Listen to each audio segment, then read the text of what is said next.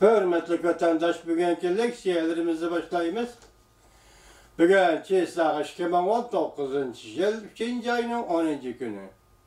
Haftaki yekşembe. Leksiya da size radyosu Washington'dan sözleyimiz. Ve tününkü sözlüğü leksiyelerimizden ve muhakemelerinin devamını bugün silahı tapıyoruz hürmetli vatandaşlar. Hazır Cumhurbaşkanı Amerika münasibeti qaysi pelleyi kilip to'xtadi. Biz bu to'g'rida ahirda analiz qilamiz hurmatli vatandaşlar. Bugungi leksiyaning mavzusi bunda. Vaziyat o'zgarib ketdi. Anlaşılan qaraganda Prezident Trump bilan Xi Jinping suhbati allaqachon bekor qilindi. Mavzuli xabar yana birisi vaziyat o'zgardi. Reis Xi Jinping Prezident Trump ahmoq qiladi deb qo'rqib, asli bergan va'dasi bo'yicha Amerikaga kelolmaydigan bo'ldi. Ishkilisasi bir mavzu bo'lish kerak edi, lekin ikki torpedili ikki xil shaklda berilibdi ekan. Men sizlarga ikki xil mavzu shaklini taqdim qildim.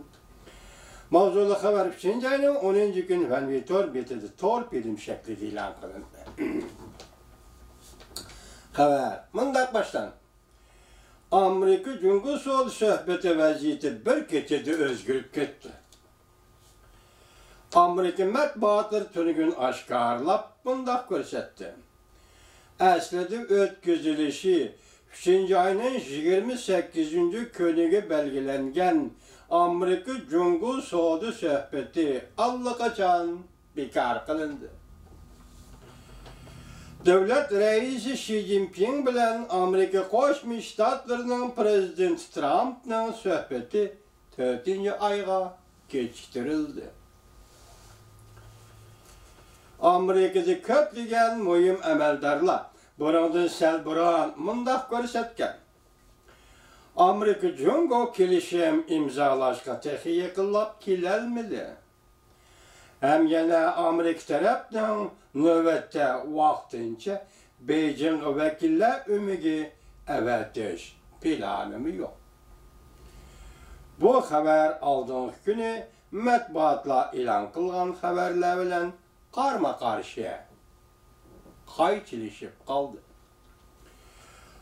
Fox xabarlari bunda xabar qildi. Jungoning raisi Xi Jinpingning 3. ayning oxirida bir vaqtda Prezident Trump bilan uchrashishga ko'ngli bormadi. Fox xabarlaridan Diktorik Kilamen Xitoychada shundaq deb chiqarman, shundaq oldim, inglizchaga tarjima qilamadim. Ismini Kilamen 9. kuni saharda Twitterga fikr yozib, mundaq ko'rsatdi. Xi Jinping Florida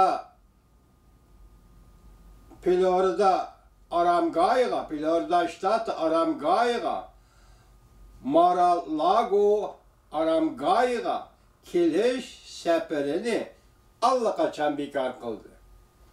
Demak, Reis Xi Jinping Amerika Qo'shma Shtatlariga, Florida shtatiga, Mar-a-Lago Aramgayga kelish safarini bekor qildi. Orqada Fox xabarlari televiziyasining muxbiri Lavlonis bu muhtoj elimda yuqorqi fikrni to'liqlab mundaq ko'rsatdi. Jungo aloqador taraflar bu safarni rasmiy bekor qildi. Chunki Prezident Trump maydonini ixtiyoriy tashlab chiqib ketadi. Çünkü Prezident Trump meydanını, yani suhbat meydanını ixtiyoriy tashlab chiqib ketadi. Suhbat kayfiyati kelishim tuzilmagan ahvolda oxirlashadi. Reis Xi Jinping parishon bir holga tushib qoladi deb ansirdi. Jungo taraf kelar qatim uchrashishdan burun avval bir vakillar umiga avatib Amerika'da kelishim imzolab, Ondan Reis Xi Jinping Amerika'ya kelip 4. ayda söhbet ötküzüşünü oylaşıvatılar. Huawei şirketinin Amerika hükümetinin üstüden sotqa arz qılğanlığı Cungo'da asası kanun terbiyesi peyda qıldı. Ve yeni mavzu. Cungo'nun Huawei şirketi muşi hafta Amerika Federatsiya hükümeti bölüm tarmaqlarının Huawei şirketinin işkiler məsulatlarını işletişinin məni qılğanlığı Amerika'da asası kanunga xilaf deb Amerika hükümetinin üstüden arz qılğanlığı bu hərəkət Cungo'da güçlük təsir peyda qıldı.